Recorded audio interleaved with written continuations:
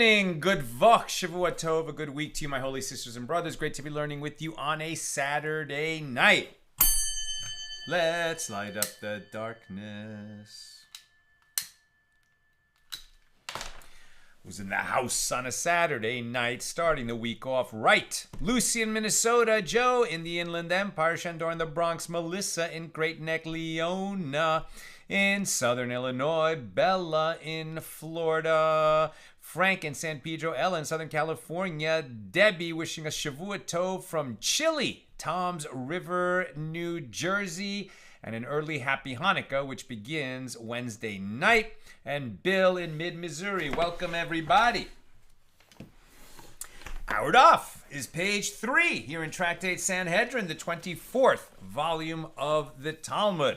We opened the volume yesterday with the first Mishna, a very long Mishna, as Mishnayos go, about the composition of a court, all the different kinds of cases that a rabbinic court will hear and how many judges are required to hear that sort of case. Most cases, 3 judges. Certain matters, like a capital case, require, like death penalty case, require 23 judges. And basically matters affecting the whole kingdom, right? When the temple was standing, or let's say the whole land of Israel, the whole people of Israel, the great Sanhedrin, which met in Jerusalem on the Temple Mount with 71 judges. We're picking it up on page 2b. Our daf tonight is page 3. We're near, 2b was a short one, and we're about halfway down that page. So the Gemara asks, and with regard to which halacha, which law are cases of admissions and loans unlike cases of robbery and injury? So the first question that the Gemara asks about our Mishnah is there seems to be a distinction being made between monetary cases that are admissions and loans. Somebody admits that he owns a partial debt. Somebody owes money but won't pay it back. Versus robbery and injury. But aren't robbery, which requires the return of property that was stolen, and injury, which requires the payment of damages, aren't those also cases of monetary law? So what is the distinction between them? If we say that we do not need a court of 3 judges to adjudicate such cases, admissions and loans, maybe those are more straightforward because it's just how much money was lent on a contract, etc., as opposed to robbery and injury. But doesn't Rabbi Abahu say, with regard to a court of 2 judges that adjudicated cases of monetary law of any type, which would include cases of admissions and loans, everyone agrees that their judgment is not a valid judgment, as a court with fewer than 3 judges is invalid. So that would seem to suggest that, well, admissions and loans require 3 judges, just like robbery and damages, so there is no difference between them. And the Gemara answers, this is not the difference between the categories. It's not about how many judges are required to render a valid verdict. Rather, the difference is that for cases of admissions and loans, we do not require expert ordained judges who have studied extensively and received permission to judge. Any 3 laymen, meaning 3 Jews, can serve as a court for these types of cases. And the Mishnah singled out cases of robbery and personal injury in order to indicate that for those kinds of cases, expert judges are necessary. And the Gemara clarifies, what does the Tana hold? The Tana, the anonymous rabbi who formulated our Mishnah. If he holds that a merging of Torah portions is written here, then he should also require expert judges for cases of admissions and loans. What does this mean, a merging of Torah portions? The passage for which the law requiring 3 judges the passage from which the law requiring 3 judges is derived from Exodus 22, verses 6 through 8. So let's read that. Exodus 22, verses 6 through 8. If a man shall give money or vessels to his fellow to safeguard, and it is stolen from the house of the man, So if the thief is found, he shall pay double, right? The thief shall pay double. If the thief is not found, then the householder shall approach the court that he had not laid his hand upon his fellow's property. In other words, if you're asked to watch property belonging to someone else and it was stolen from you, right? So first of all, there's a difference between if you're being paid to watch it and if you're not being paid to watch it. If you're being paid to watch it, you certainly have a higher degree of responsibility, particularly to guard against theft. So now it did get stolen from you. So the first thing that you have to say is, I swear I didn't steal it for myself. It was stolen from me. For every item of this is now Exodus 22, verse 8. For every item of liability, whether an ox, a donkey, a sheep, or a garment, regarding any lost item about which he says, this is it, to the court, shall come both their claims. The one who says, hey, I asked you to guard it and now it's gone. And this guy's saying, okay, but I didn't steal it. Whomever the court finds guilty shall pay double to his fellow in case it turns out that this guy did take it for himself. That's the matter that needs to be investigated. So about that, this is where we're going to derive the requirement for 3 judges. And let's see how that works. So the passage from which the law requiring 3 judges is derived discusses several different laws. According to the understanding that these portions should be considered as merged, they are interpreted to indicate equivalence between these laws. And if he holds that there is no merging of Torah portions written here, meaning that the laws are to be derived only from verses that discuss them directly, then why do I need 3 judges for admissions and loans? The requirement for 3 judges is derived from the repetition of the word Elohim 3 times in the context of cases of robbery and personal injury. Right? For robbery and injury, in the passage I just read to you, they were talking about bring it to the court. Right? So to the court there, it's interesting because it's also one of the names of God, which when we're not really talking about God, we say Elohim with a K in place of the H. That's a term of respect when we don't want to use God's name in vain. But while that is a name of God, it is also a word used for judges, and it can be used for a court of judges, right? And because it's repeated 3 times in this passage, they derive 3 judges. And so then the question is, are we only learning out that in a case where, people are talking about whether there was a theft or not, and then by extension in another area, we're going to talk about whether there was an injury to somebody's property, and from that we're going to derive an injury to a person. But can we learn out from that section that we also need 3 judges when there's a monetary case where there's no theft or injury, neither to property nor to person, but rather a contract for a loan that was paid or not paid? And that's what we're talking about here. So the Gemara answers, actually, the Tana of our Mishna holds that a merging of Torah portions is written here. And by right, he should have required expert judges to judge cases of admissions and loans as well. So if we've learned out that you need expert judges to evaluate the damages in cases of robbery and personal injury, and we're also learning out that you need 3 judges from that. So maybe we're also therefore learning that you need expert judges for these contract loan types of cases. And this fact, i.e. that we do not require expert judges for these cases, is due to the reasoning of Rabbi Hanina.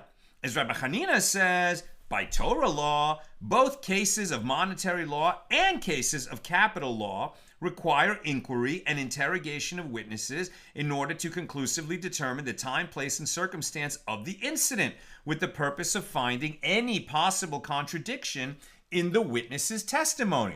We're supposed to take every case seriously, and whether it's about a loan for $100 or potentially a robbery of a masterpiece painting, or a terrible injury that somebody suffered because of somebody else's negligence, in all these cases we need a court to do a complete inquiry. Now we're on page 3a. And the source for this is as it is stated, you shall have one manner of law, from which it is derived that all judges must judge in the same manner. And since with regard to cases of capital law, it is stated, Deuteronomy 13:15, and you shall inquire and investigate and ask diligently. which requires expertise of judges. So then the same should apply to cases of monetary law. So then we ask, and what is the reason that the sages said that in cases of monetary law, we do not require inquiry and interrogation of witnesses? And the Gemara answers, the sages established this exemption so as not to lock the door in the face of potential borrowers. If inquiry and interrogation of the witnesses would be required in order to have the court rule that the lender can collect payment of a loan, lenders would be deterred by the difficulty of proving the matter and might cease to lend money altogether to poor people. For the same reason, the sages also waived the need for expert judges in these cases, right? Especially as the prosperity of the nation decreased and there were more needy people who really needed loans to get on their feet. And remember that when a Jew lends to another Jew, it cannot be for interest. So you really want to lower the barrier of making those loans since there's no profit to it. And yet the poor need such loans to get back on their feet. Okay, but then if you also, in order to get paid back, if you have to bring someone to court, you only can do that when there's a court that has fully expert judges and expert witnesses and it's a big production. And to get on the docket of such a court, you might have to wait years. And this would be very discouraging to potential lenders. You know, who'll say, you know what, I don't need such a hassle. I'll give it as charity, but I'm not going to lend. And then, you know, how many of them are really going to give as charity the amount of money that somebody else really needs, you know, a large amount that we normally would only get as a loan. So from a policy perspective, the sages, using their power given to them as the elders in each generation, as Moses, you know, transmitted the Torah to Joshua, to the elders, the judges, the prophets, etc., as it was passed down, the oral tradition, they had the power to do this. You know, now and then you will hear people attack Judaism. These people are anti-Semites with very little knowledge. And what they'll say is, oh, I've heard that there's passages in the Talmud that say horrible, evil things. And these people, you know, they heard it secondhand, not from anyone who has spent any time with in-depth study of Talmud. And they just hear reported something out of context that doesn't make sense to them. And then they use that to attack the Talmud and the Jewish people. And they say, well, no, I believe in the Bible. It's all about the Bible. Well, this is a very good example, right, where there's a Torah law that by Torah law, we would say, well, no, I mean, all cases have to be judged with the same level of expertise. But in the real world, there comes a problem. Now, when it comes to adjusting or, you know, tweaking a law that's in the Torah, we don't have the right to just do that ourselves because it sounds good to us in this generation. This is something that took generations to make these changes of our sages who spent their entire lives studying the Torah, and they were able to come to these conclusions. And then we don't go back and change their conclusions, right? So this was all done thousands of years ago, and it became the law and has remained the law.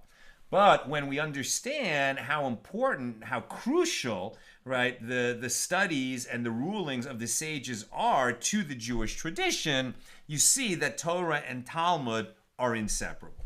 Let's keep going.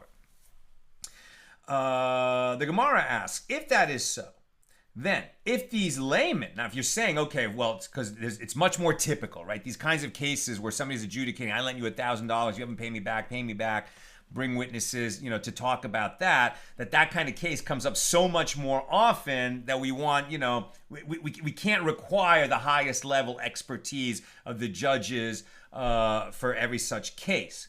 But now the opposite side of this coin. But if that is so, that these laymen, right, maybe they're rabbis, but they're not, you know, fully expert rabbis, or maybe they're not even rabbis. They're just people who are respected in the community to be judges. But if they err, if they make a mistake, they should not be liable to pay compensation to the party unfairly wronged by their judgment, just as expert judges are not liable. And the Gemara responds, if this is the law, you are all the more so locking the door in the face of potential borrowers. Wealthy people will not want to lend them money as they will fear that a court of laymen will judge the case incorrectly. Now, with regard to Rabbi Abahu's method of explaining the Mishnah, the Gemara asks, well, if that is so, then instead of explaining the Mishnah employing the style, what are these? Rabbi Abahu could more easily say that two matters are taught in the Mishnah and explain it as follows. Cases of monetary law, meaning cases of admissions and loans, are adjudicated by three judges who could be a non-ordained layman, and cases of robbery and personal injury are adjudicated by three ordained expert judges. That would have been clearer. And furthermore, according to Rabbi Bahu's explanation that the term cases of robbery and personal injury, that this simply clarifies the meaning of the term cases of monetary law. So why do I need the repetitive statement that cases of monetary law are adjudicated by three judges and cases of robbery and injury are adjudicated by three judges? The repetition seems to indicate that these are two separate matters. Why are you saying that when it says cases of monetary law, that includes robbery and damages and injury? So rather, Rava said, two matters are in fact taught in the Mishnah because of the statement of Rabbi Hanina, that the sages instituted leniencies with regard to cases of monetary law so as not to lock the door in the face of potential borrowers. Rav Acha, the son of Rav Ika, said by Torah law, the adjudication of one judge is also valid in cases of admissions and loans, as it is stated, in righteousness shall you judge your neighbor. Leviticus 19:15. This is not just a spiritual teaching. In the singular is that language in the Torah, and therefore it would seem to give license to a court of one to adjudicate monetary cases. But by rabbinic law, three judges are required due to the concern that a single judge may be one of those who sit idly on street corners, i.e. unlearned people who are not involved in business and are unlikely to judge the case correctly. So the Gemara asks, is that to say that with three judges, they will not be among those who sit idly on street corners? How is this concern addressed by increasing the number of judges? Maybe you're going to end up with three ignoramuses. So the Gemara answers, when there are three judges, it is impossible, which is to say highly unlikely, that there is not among them one who is learned. And the Gemara asks, well, if that is so, then if they err, they should not be liable to pay compensation, since rabbinic law authorizes laymen to judge cases of this nature. And the Gemara answers that the judges will be exempt from paying compensation in the event that they err in their judgment. This lack of accountability will lead all the more so to having many of those who sit idly on street corners assume the role of judges. We don't, either the community's appointing a poskening rabbi, right, meaning a super expert rabbi in all these areas of law, to be the judge because we need him to be the judge.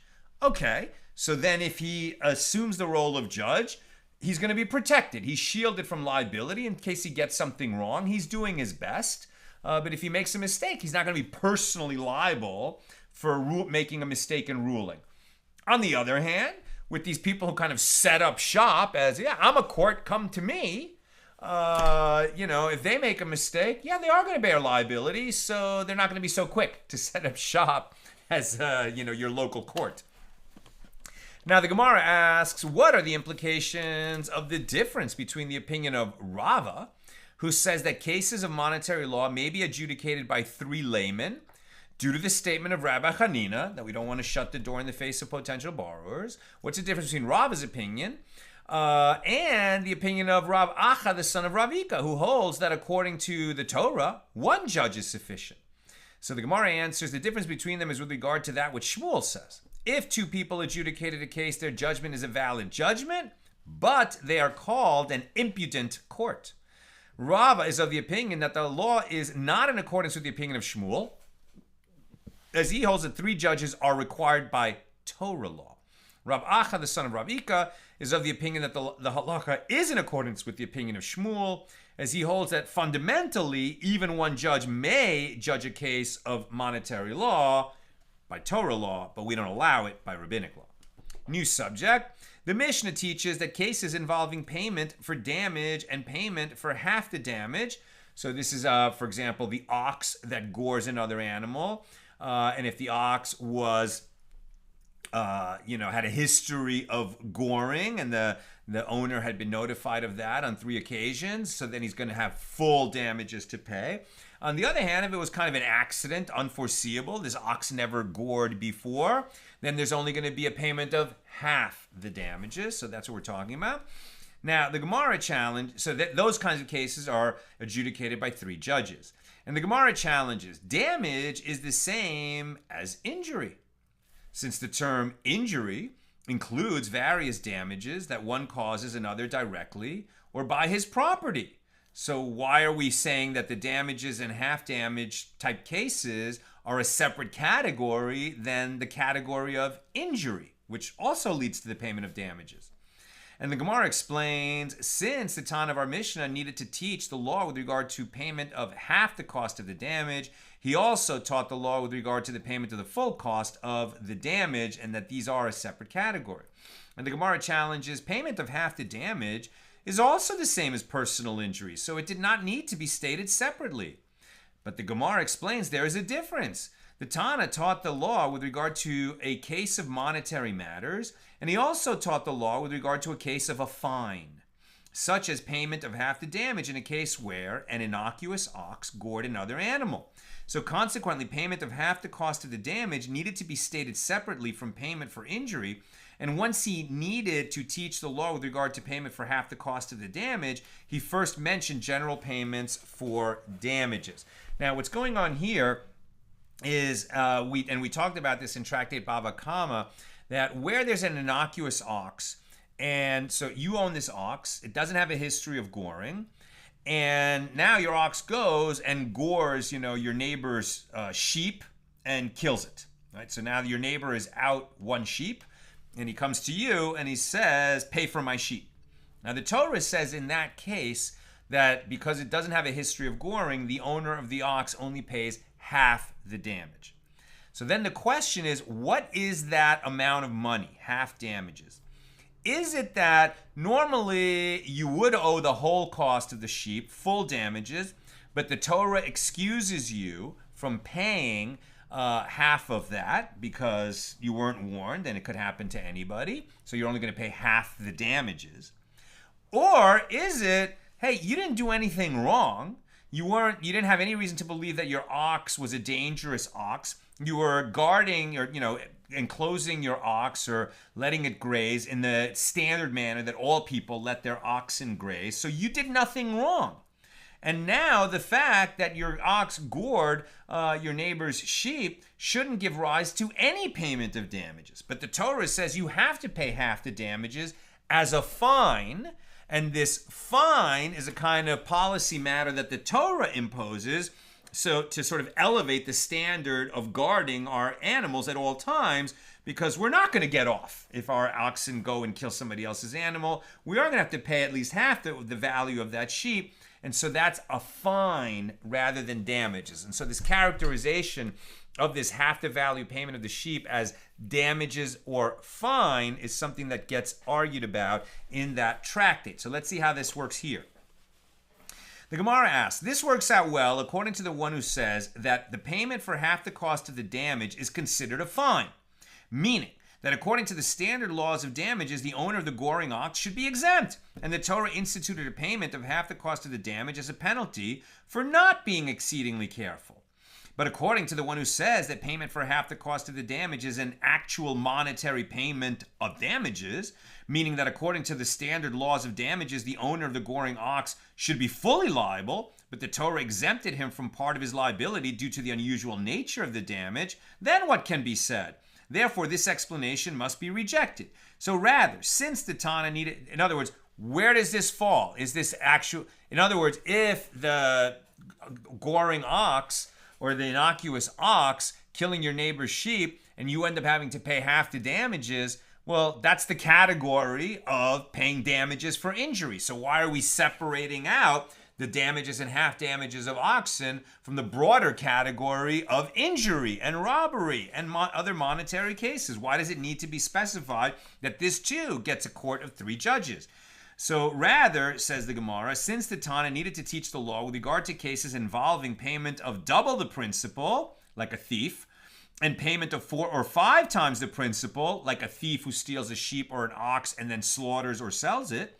And these are cases of money that is not paid according to its value, because this extra, the double payment or the quadruple or quintuple payment, that's a fine. That's not what the person actually lost. Now we're on page 3b. But is actually more than that amount. So he also taught the law with regard to the payment of half the cost of the damage, which is also money that is not paid according to the value of the loss. And since he needs to teach the law with regard to payment of half the cost of the damage, he also taught the law with regard to the payment of the full cost of the damage for the goring ox. And so that's why it was all included. It made sense. It wasn't because these should be separate categories. It's because there's nuances and they needed to be spelled out. Now, new subject. The Gemara asks, from where do we derive the fundamental requirement for 3 judges? Okay, these are all the cases where we need 3 judges. Where do we get the idea of 3 judges? And the Gemara answers, this is as the sages taught. The verse states, what I read to you before, Exodus 22:7, the owner of the house shall come near the court to see whether he has not put his hand upon his neighbor's property. So there is 1 judge here. And the following verse states, the cause of both parties shall come before the court. So now there are 2 judges here, and that verse concludes, he whom the court shall condemn shall pay double to his neighbor. So there are 3 judges here corresponding to the 3 mentions of the term the court. This is the statement of Rabbi Yoshia. Rabbi Yonason says the first instance of the term the court is stated first as part of the primary text of the passage, and it is necessary for conveying the straightforward meaning of the verse, meaning it's not available for an exegetical interpretation where you could say that this is how we learn out that through this one of the first of 3 mentions of the court, that this implies we should have 3 judges to compose a court. He's saying the first mention is just a straightforward meaning, not available for interpretation. And one does not derive tallies for halakhic matters by counting the first mention of a term. Rabbi Yonason holds that when a tally is derived from the number of instances a certain word appears in the Torah, the first instance is not included in the count, as it is necessary to teach the commandment itself. The tally may be counted only from subsequent mentions. So rather, this is how it is derived. Quote, the cause of both parties shall come before the court. There is 1 judge here. And the continuation of the verse, he whom the court shall condemn, teaches that there are 2 judges there. And since a court may not be composed of an even number of judges, they must add an additional 1 to them so that there are 3 judges here. Now let us say that Rabbi Yoshia and Rabbi Yonason disagree with regard to whether one derives tallies for halakhic matters from the first mention of the term in the Torah. As one sage, Rabbi Yoshia, holds that one derives tallies even from the first mention of the term in the Torah, and the other sage, Rabbi Yonason, holds that one does not derive the tallies from the first mention of a term in the Torah. Now the Gemara rejects this suggestion. That's not what they differ about. No, actually everyone holds that one does not derive tallies from the first mention of the term. But in this case, there is a separate source for the derivation, as Rabbi Yoshia could have said to you, if it is true that no law is derived from the first mention, let the verse say, the owner of the house shall come near to the judge, hashofet. What then is the significance of the unique expression to the court, ha-Elokim? Conclude from it that the term Elokim in this context was chosen to count toward the tally. So the Gemara asks, and how would Rabbi Yonason respond to this analysis? He would say that the verse employed the common language of the world, as people say, one who has a case, a claim against another, he should approach the regular judge, the one who generally judges cases, and can be referred to by the term Elokim. So consequently, no unique law can be derived from this first usage. But doesn't Rabbi Yoshia accept the principle that a court must be composed of an odd number of judges? And isn't it taught in a baraisa that Rabbi Eliezer, the son of Rabbi Yosei HaGalili, says? What is the meaning when the verse states, to incline after a multitude to pervert justice? That's Exodus 23, verse 2. I was looking at that before, right? So chapter 23 of Exodus begins like this. Do not accept a false report. Do not extend your hand with the wicked to be a venal witness, meaning don't give false testimony in court. Verse 2 says, do not be a follower of the majority for evil, and do not respond to a grievance by yielding to the majority to pervert the law, and do not glorify a destitute person in his grievance. Right? So you can't just side with the poor person in a case against a rich person because the poor person is poor. You have to evaluate the evidence, etc. But going back to verse 2, do not be a follower of the majority for evil. Now, evil in this context could either mean that you're going to pervert justice in some way, like a mob rule, and the mob suddenly gets emotional and wants to, go a certain way, even though it violates the law. So that's one obvious meaning. Don't follow the mob to do evil. It's been translated here in the Gemara a few times yesterday and today as do not follow the majority to convict, where they mean they don't, a majority of, 11 versus 10 is not enough. You need a supermajority in order to convict. Why would you call that evil when you're convicting a criminal? Well, because evil in this sense can mean a harsh penalty. Now, a harsh penalty is deserved by a murderer, but you're going to need a supermajority in order to convict him, like 13 to 10 or 13 to 10. On the other hand, to exonerate, right, to say that, no, the guy's not guilty, he's not subject to the death penalty, then a simple majority of 1, like a 12 versus 11, would suffice to exonerate. You need more than a majority to convict and a simple majority in order to exonerate. This is also the source of the law of why in rabbinical rulings a majority, we can, follow the majority. It's so interesting. It says, do not follow the majority for evil, but within the middle of that is follow the majority, right? Do not follow the majority for evil. But in the middle is follow the majority.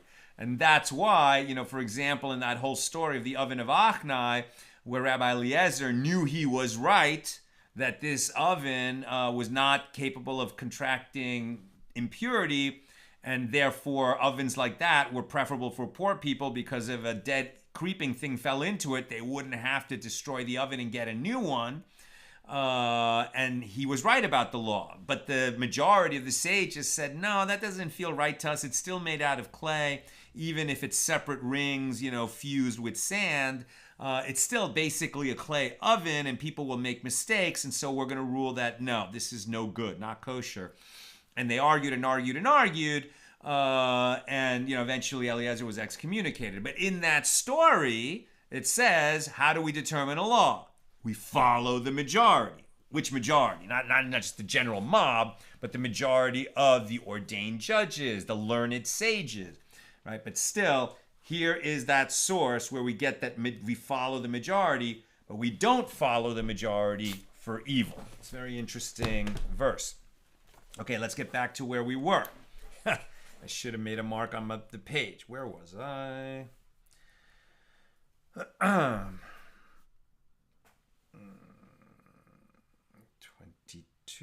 23:2. Yeah. Okay, let's go back just a sentence. But doesn't Rabbi Yoshia accept the principle that a court must be composed of an odd number of judges? And isn't it taught in a baraisa that Rabbi Eliezer, the son of Rabbi Yosef Galili, says, what is the meaning when the verse states to incline after the multitude, meaning to follow the majority, to pervert justice, or in this case, to do evil, depending how you translate it? So the meaning is that the Torah is saying to you, make for yourself a court that is composed of an odd number of judges that will perforce incline in one direction so that there will always be a majority that can be followed. That's why you need an odd number of judges. So if you really only need 2 judges, okay, then you need a third so that you will have an odd number. Now the Gemara answers, Rabbi Yoshia does not accept this law, but instead holds in accordance with the opinion of Rabbi Yehuda, who says a great Sanhedrin is composed of 70 judges, right? Based on the fact that Moses was instructed to select, 70 elders who can help him judge the people. That would be the Sanhedrin.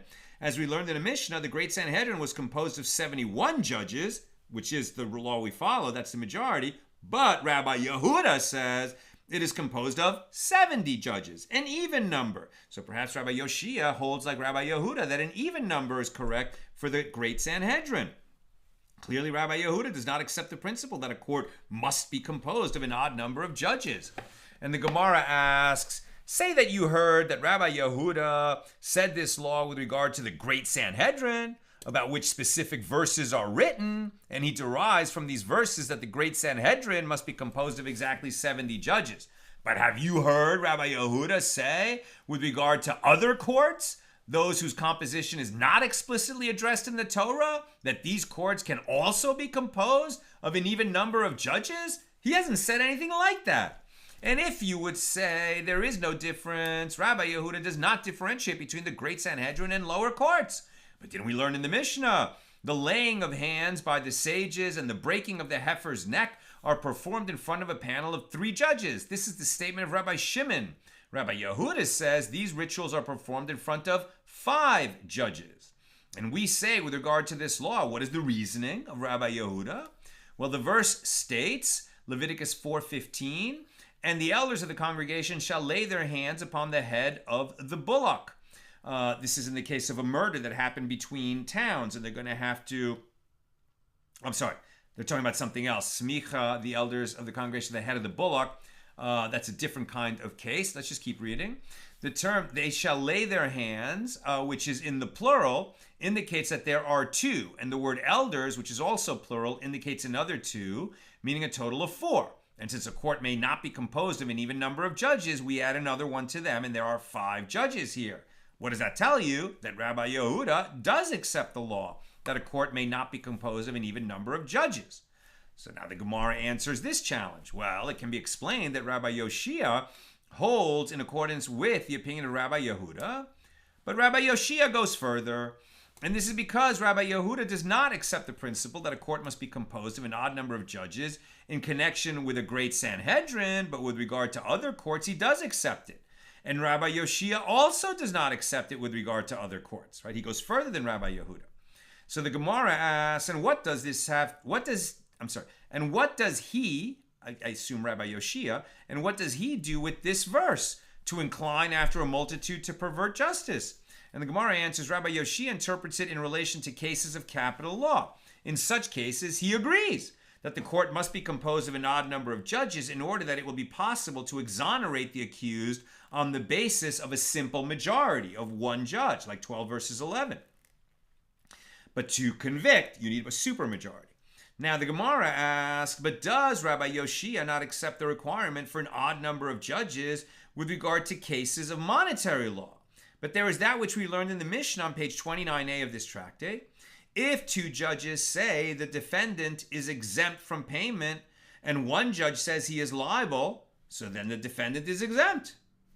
That's pretty obvious. If 2 judges say he is liable and 1 say he is exempt, he is liable. Okay, well, it seems like a court of 3, we follow the majority. What's the surprise? So let us say that this Mishnah is not in accordance with the opinion of Rabbi Yoshia, as Rabbi Yoshia does not accept the requirement for an odd number of judges concerning cases of monetary law, and therefore perhaps he holds that the verdict must be agreed upon unanimously by all the judges. But the Gemara rejects this idea. You may even say that that Mishnah is in accordance with the opinion of Rabbi Yoshia, although he does not accept the requirement for an odd number of judges in cases of monetary law. He does allow for a decision on the basis of a majority. He derives this principle based on a kal v'chomer inference, which we often read as, translate into English using the Latin, a fortiori.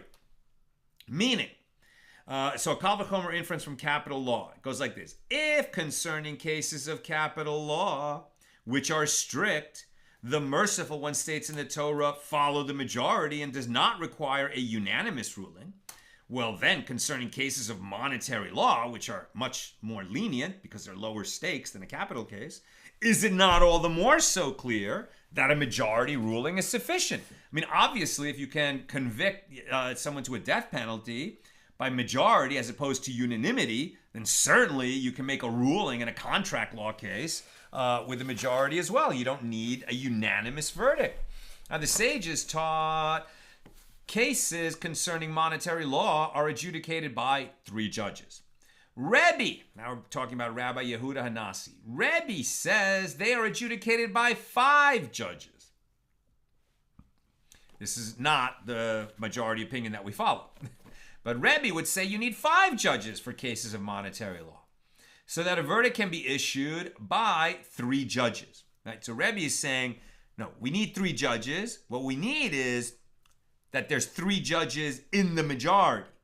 Therefore, you need 5 total judges so that a ruling that is by majority will have that minimum of 3 judges in favor of that ruling. Right? He's not saying that we need 3 judges, at least 2 of whom rule in one direction for that to produce a ruling. He's saying we need 5 so that the majority is composed of 3 judges. And the Gemara asks, is that to say that with a court of 3 judges, a verdict cannot be issued by 2 judges? And the Gemara answers, this is what Rebbe is saying. Cases of monetary law are adjudicated by 5 judges due to the fact that a verdict must be issued by 3. In other words, according to Rebbe, the judges who form the majority that decides the verdict must themselves be eligible to constitute a court of 3.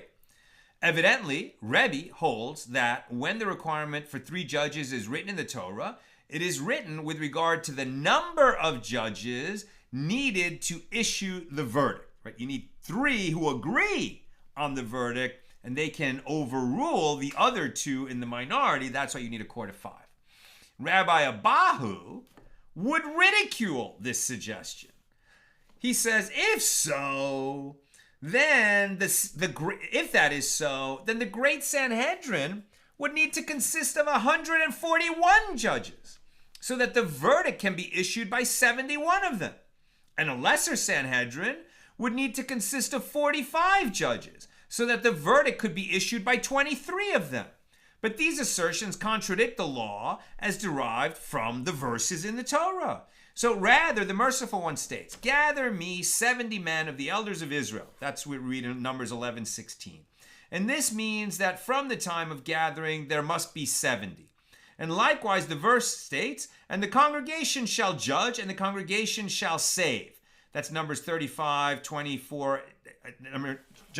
Numbers chapter 35, verses 24 and 25, from which it is derived that cases of capital law are adjudicated by 23 judges, as we learned yesterday, 10 to oppose, 10 in favor. Then you need a majority, so you need 21. But then, to convict of a capital case, you need a supermajority, so that's why you need 23, so that you could get a ruling of at least 13 versus 10 in order to apply the death penalty. 12 verses 11 to exonerate, but 12 verses 11 is not sufficient to convict of the death penalty.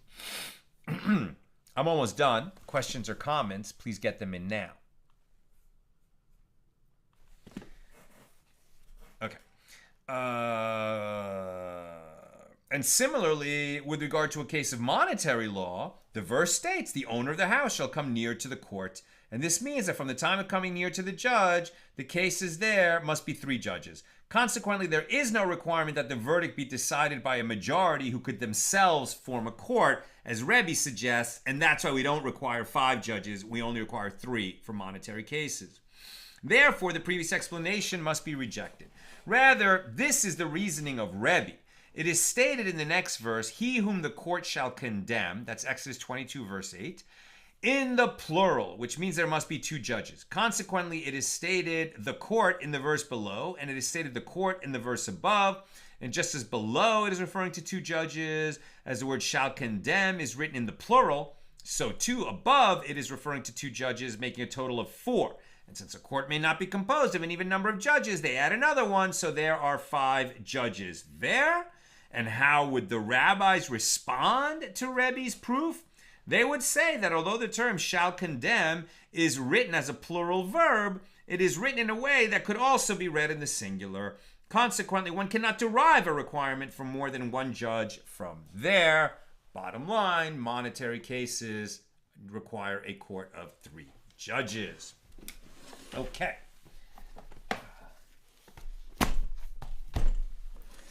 Couple of questions. Joe, The beauty of the Gemara is that it shows how sausage is made. The discussions of views based of where they found their supporting proof in the Torah and apply against human nature and actions. Just so. Very good. In the same way that all the laws of the United States, right, were the result either of the Constitution or of laws passed by Congress or of judicial enactments, rulings on the law from the legislative branch, and all taken together, all that constitutes the laws of the land. And if you want to know how a particular law became the law, you can look up the record. And likewise, and that gives much more faith in our justice system. And likewise, this ancient justice system has always been transparent in this manner. Sharon says, I've been reading Rabbi Yitz Greenberg's book today for Shabbos reading, and his treatment of how we treat the value of all living things supports the concept of treating animal lives with respect for how they were considered by God at the time of creation.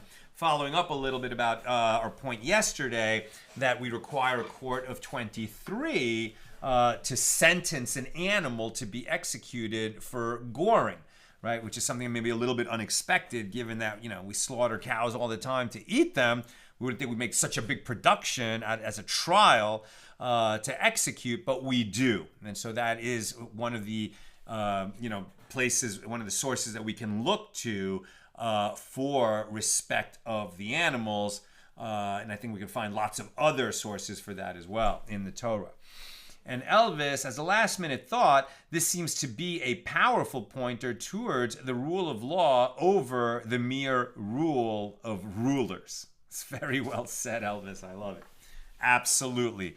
And think about it, right? When the Torah came into the world, there were kings who issued legal systems prior to this, but they were just the fiat of that king. They didn't come from God. And when that king died and a new king came, all the laws could change. The idea that there's an eternal law, which is given to us by our Creator and that we're all subject to, including our kings, was revolutionary and perhaps the most important thing, or one of the most important things that ever happened. Second, perhaps only to the creation of the world. That's what I've got for us tonight. And with God's help, we'll be together again tomorrow, Sunday, at the regular Sunday time, 6 p.m. Pacific. Have a great night. Good vach, Shavua Tov. All the best.